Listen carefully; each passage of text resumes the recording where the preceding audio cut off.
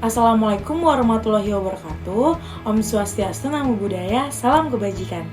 Halo teman-teman, apa kabar? Perkenalkan, nama saya Ninggru Mauris dari kelompok 1. Nah, di sini kelompok 1 akan membahas tentang e-wallet, mengupas semua tentang e-wallet. Nah, sebelum itu, kita kenalan dulu sama anggota kelompok 1 yang lain. Saya Nadia Bishara. Hai, kenalkan nama saya Sarah Maria. Halo semuanya, perkenalkan nama saya Agung Purnama. Nah, udah pada kenalan kan sama anggota kelompok 1 yang kece-kece? Nah, daripada nunggu lama-lama juga, mending kita langsung lanjut aja ke pengertian materi e-wallet oleh Najla. Pengertian e-wallet. E-wallet merupakan layanan digital untuk menampung dana, melakukan transaksi secara elektronik, dan juga dapat mencatat setiap transaksi yang dilakukan. E-wallet ini sangat mempermudah untuk kegiatan kita di kehidupan sehari-hari. Nah, e-wallet ini juga bisa digunakan kapanpun dan dimanapun, dan sangat mudah untuk download di handphone kita.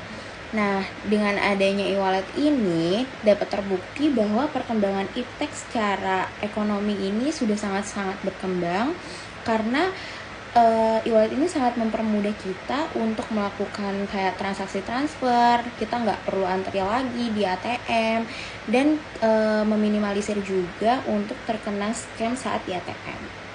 Untuk materi selanjutnya akan dijelaskan oleh teman saya yaitu Sheryl. Uang digital atau yang lebih sering kita dengar dengan e-wallet sudah banyak sekali digunakan oleh masyarakat, terutama di kota-kota besar. Nah, kalian tahu nggak sih asal-muasal e-wallet itu? David Chaum adalah sosok di balik uang elektronik itu. Ia mencetuskan istilah uang digital atau digicash pada tahun 1983. Tetapi pada masa itu, metode pembayaran seperti digicash belum tersosialisasi dengan baik kepada masyarakat luas, jadi belum sepopuler seperti sekarang ini. Selain itu, teknologi juga belum terlalu berkembang pada masa itu. Seiring dengan perkembangannya, pada tahun 1994, dunia sudah mulai mengetahui metode pembayaran uang elektronik. Sedangkan di Indonesia sendiri, metode pembayaran seperti ini baru populer pada tahun 2007. Nah, e-money sendiri diatur dalam peraturan perundangan, yakni Peraturan Bank Indonesia Nomor 11/12 PBI 2009 tentang uang elektronik atau electronic money. Setelah kepopuleran e-money, kini kian melonjak dan semakin dikenal oleh masyarakat luas. Banyak perusahaan startup yang mulai membangun bisnis dalam bidang keuangan atau bisa disebut dengan fintech teknologi atau financial technology. Inilah asal-muasal dikeluarkannya dompet digital atau yang sudah kita kenal dengan sebutan e-wallet. Nah, kalau tadi saya sudah membahas tentang sejarah e-wallet. Sekarang di belakang saya sudah terdapat macam-macam e-wallet, mulai dari GoPay, OVO, Genius, dan masih banyak yang lainnya. Di belakang saya ini mungkin hanya sebagian kecil dari jumlah e-wallet yang ada di Indonesia, karena jumlah e-wallet di Indonesia sudah semakin bertambah jumlahnya, dan tidak dipungkiri mungkin suatu saat nanti jumlah e-wallet akan terus bertambah seiring berjalannya waktu.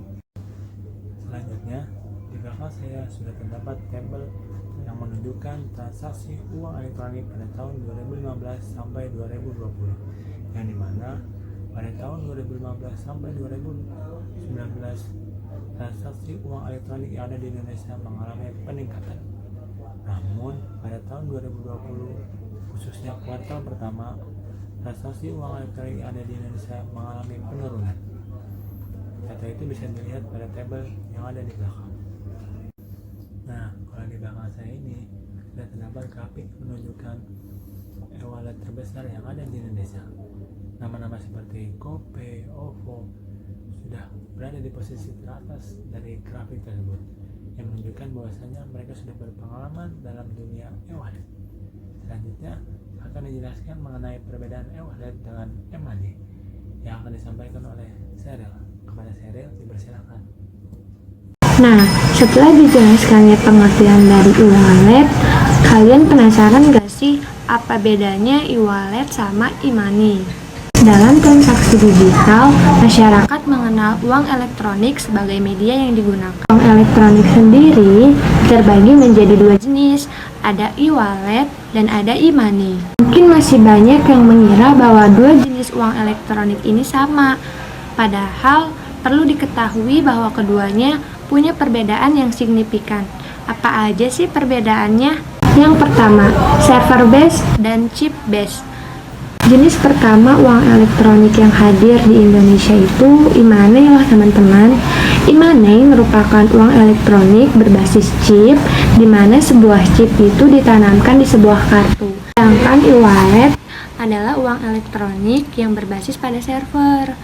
Nah, e-wallet ini berbentuk aplikasi yang bisa di-download di smartphone.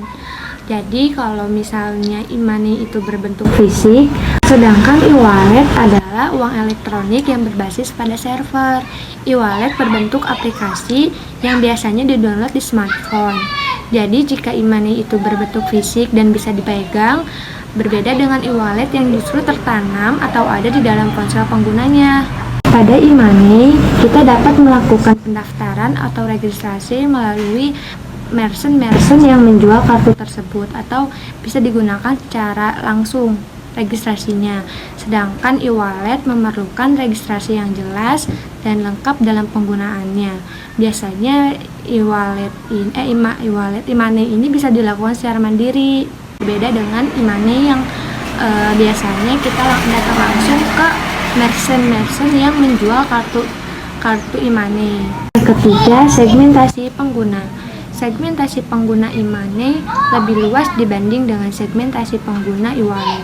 Kenapa? Karena e-money yang berbentuk fisik dan registrasinya bisa dilakukan atau diwakili oleh orang lain, membuat masyarakat luas lebih tertarik atau lebih mudah untuk mengakses e-money dibanding dengan e-wallet, terutama untuk masyarakat yang gaptek. Dan karena e-money juga tidak hanya bisa dilakukan untuk transportasi umum saja, tapi juga bisa dilakukan belanja seperti di supermarket, Alfamart dan Indomart. Jadi masyarakat lebih mudah untuk mengakses e-money dibanding e-wallet. Berbeda dengan e-wallet, selain registrasinya yang memerlukan beberapa tahap dan biasanya dilakukan harus oleh pengguna itu, jadi masyarakat lebih sedikit yang menggunakan e-wallet. Apalagi biasanya orang-orang yang menggunakan e-wallet itu adalah orang-orang yang biasa atau terbiasa melakukan transaksi online atau pembelian online. Yang keempat atau yang terakhir adalah limit saldo. Limit saldo untuk e-money dan e-wallet berbeda loh. Nah, e-money sendiri memiliki limit 2 juta menurut peraturan Bank Indonesia. Sedangkan untuk e-wallet sendiri itu tidak terbatas dan tidak ada batasnya, tidak ada batasan limit. Jadi untuk kalian yang mau bertransaksi lebih dari 2 juta, sebaiknya kalian menggunakan e-wallet. Sedangkan e-wallet tidak memiliki limit saldo. Kalian bebas top up dengan nominal yang kalian mau. Kalian juga bebas untuk melakukan transaksi dengan jumlah yang kalian mau. Jadi untuk kalian yang mau menyimpan atau bertransaksi, Di sini saya akan membahas beberapa manfaat dari adanya e-wallet. Yang pertama, e-wallet itu membuat masyarakat semakin mengenali transaksi non-tunai. Sebenarnya lebih tepatnya bukan mengenali ya, tapi membuat masyarakat itu semakin mau ataupun ingin bertransaksi non-tunai dibandingkan tunai. Karena selama ini, non-tunai itu bisa dibilang ribet ya. Kita ambil salah satu contohnya itu kartu ATM. Dalam pembuatannya aja membutuhkan proses yang panjang. Pertama-tama, kita harus datang ke bank tersebut. Setelah itu, kita harus ngantri. Karena banyak juga orang yang ingin membuat kartu ATM. Nah, setelah ngantri, kita ditanya-tanyain oleh pegawai bank. Nah, bisa dibilang tuh prosesnya panjang, lama, dan ribet ya. Nah, hal-hal itu yang paling tidak disukai oleh masyarakat kita gitu. Kita tuh maunya yang instan, cepat, dan gak ribet. Nah, e-wallet itu hanya dengan nomor telepon dan email saja, kalian sudah bisa bikin satu akun e-wallet. Dan itu pun bikinnya di rumah. Bisa dibilang tuh prosesnya cepat, mudah, dan gak ribet. Itu hal-hal yang paling diinginkan, yang paling dicari-cari oleh masyarakat kita gitu. Lalu selain itu, kartu ATM itu setiap bulannya ada potongan biaya administrasi. Nah, kalau e-wallet tuh nggak ada potongan-potongan kayak gitu. Jadi aman lah uang kita. Lalu poin yang kedua adalah poin yang paling mantap gitu, yang paling the best. Yaitu banyaknya promo. Siapa sih yang di sini ataupun di Indonesia yang nggak suka promo gitu? Dari golongan bawah sampai golongan atas, pasti suka yang namanya promo. Apalagi mahasiswa yang sedang ngekos atau ngontrak dan biaya hidup mereka kan gede gitu. Jadi promo ini adalah makanan kesukaan mereka. Jadi kenapa sih perusahaan e-wallet ini menyuguhkan banyak promo gitu? Nah, salah satu alasannya itu karena banyaknya macam-macam atau jenis-jenis e-wallet. Kan tadi udah disebutin tuh beberapa macam e-wallet. Itu ada banyak ya. Nah, banyaknya macam-macam e-wallet itu membuat persaingan mereka menjadi lebih ketat.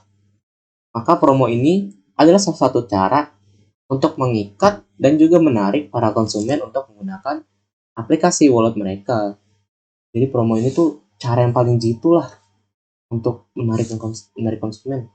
Lalu poin yang ketiga itu terhindar dari uang palsu.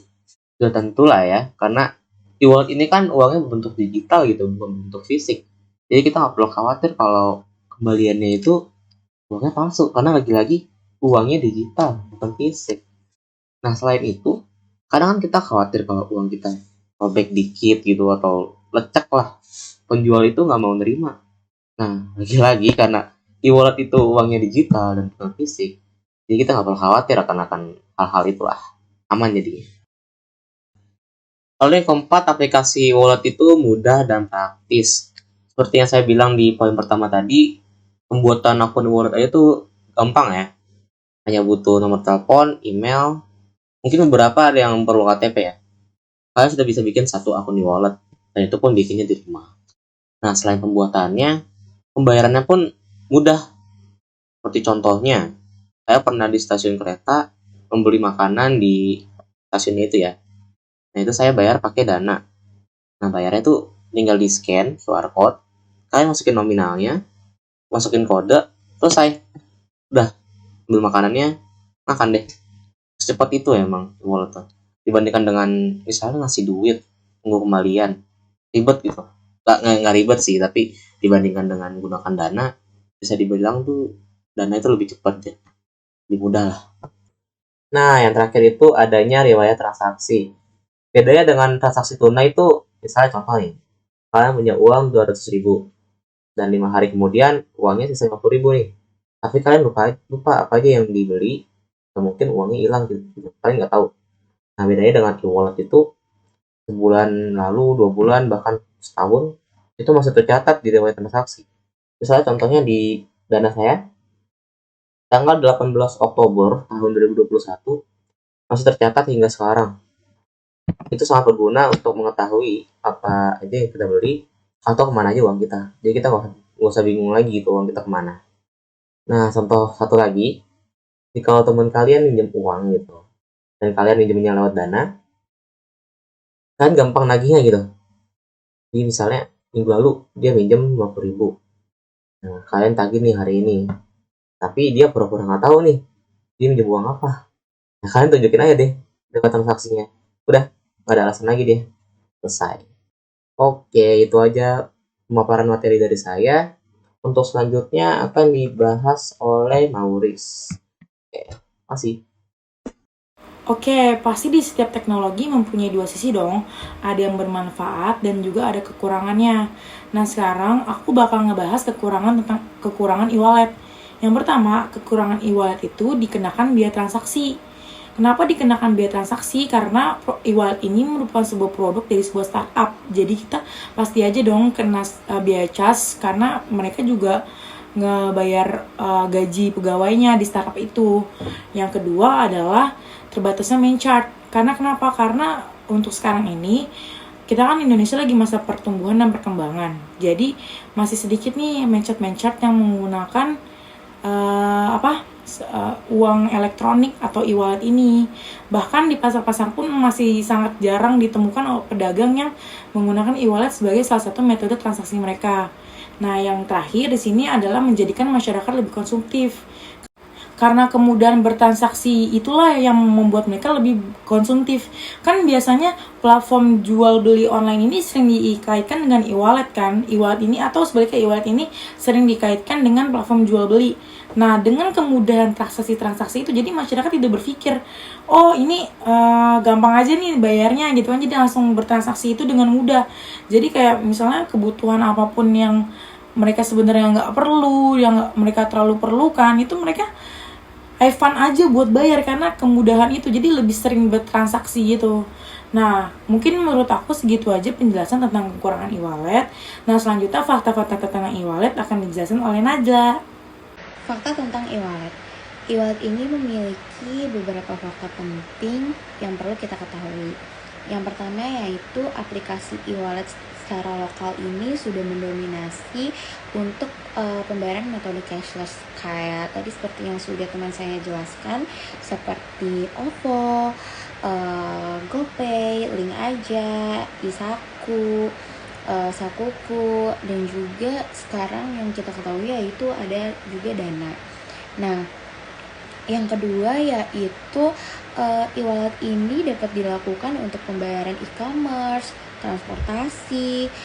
Kayak contohnya misalkan kita belanja di Shopee, atau mungkin kita belanja di misalkan belanja pulsa di melalui aplikasi Telkomsel. Itu tuh biasanya dalam aplikasi Telkomsel itu ada pilihannya kita mau bayar lewat apa.